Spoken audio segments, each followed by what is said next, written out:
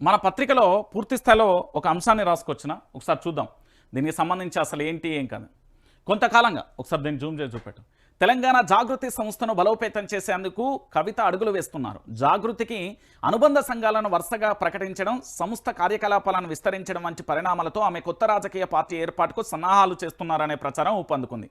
అయితే సోషల్ మీడియాలో ఏకంగా పార్టీ పేరు కూడా ఖరారైందని, కేసీఆర్ పంపిన దూతలతో కవిత జరిపిన మంతనాలు విఫలమయ్యాయని కథనాలు వెలువడ్డాయి.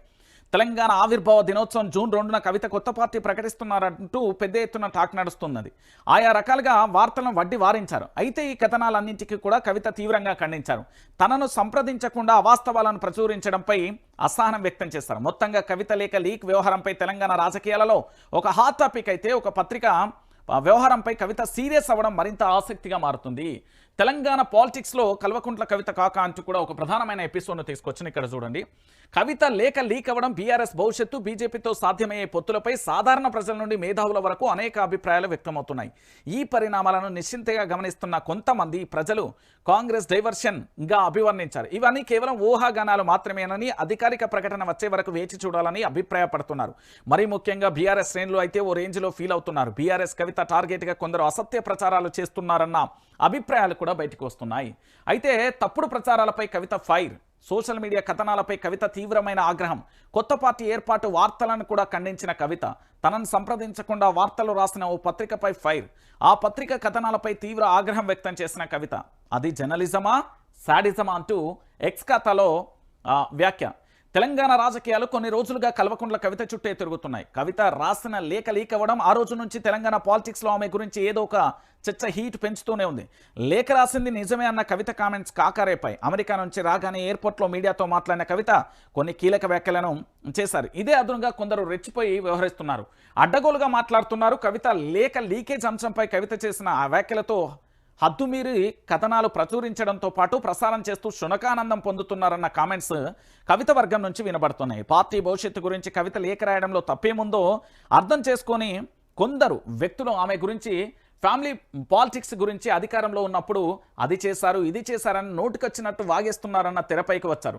అంతేకాదు ఇంకొందరు మరొక అడుగు ముందుకేసి కవిత పార్టీ మారబోతున్నారని, బీఆర్ఎస్ బీజేపీలో విలీనం కాబోతున్నట్లుగా ఊహాగానాలు విస్తృతంగా ప్రచారం చేస్తున్నారు. ఈ పరిణామాలపై తెలంగాణ రాజకీయాలలో తీవ్ర ఉత్కంఠ లేకుంది.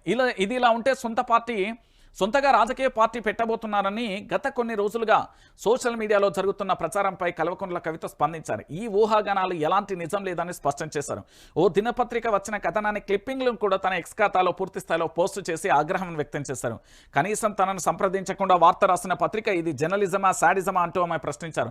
ప్రస్తుతం కవిత చేసిన ఈ పోస్టు సోషల్ మీడియాలో వైరల్గా మారింది. సోషల్ మీడియా కథనాలపై కవిత తీవ్ర ఆగ్రహం వ్యక్తం చేశారు. పత్రిక కథనాలపై ఫేక్ అనే ముద్ర వేసి తీవ్రంగా ఖండించారు ఎమ్మెల్సీ కవిత. ఇది వాస్తవమైన విషయం.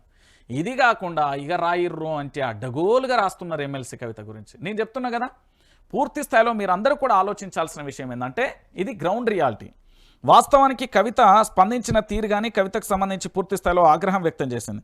సో దానికి సంబంధించిన అంశాన్ని పక్కన పెట్టి పూర్తి స్థాయిలో కూడా ఎందుకు ఈ విధంగా వడ్డించి వారించేస్తున్నారు అనే విషయాన్ని ఎవరు కూడా ఒక స్పష్టంగా చెప్పలేకపోతున్నారు.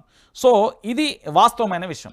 కవితకు సంబంధించి ప్రధానంగా కూడా చెప్పే ఎపిసోడ్ ఏంటంటే తాను పార్టీ మారట్లేదు, అలాగని కొత్త పార్టీ పెట్టట్లేదు, అలాగని బీఆర్ఎస్ పార్టీని వీడడం లేదు. కేసీఆర్ గారి నాయకత్వంలోనే ఎమ్మెల్సీ కవిత ఉంటారు.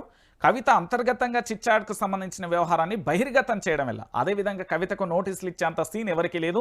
సస్పెండ్ ఇది ఇలా ఇష్టం వచ్చినట్టుగా రాయకండి. సో పూర్తి స్థాయిలో ఇది కవిత ఎపిసోడ్ అండి. ఇక దీనికి సంబంధించి మీరు పూర్తిగా కూడా మర్చిపోండి. వాస్తవమైన విషయం ఇదే.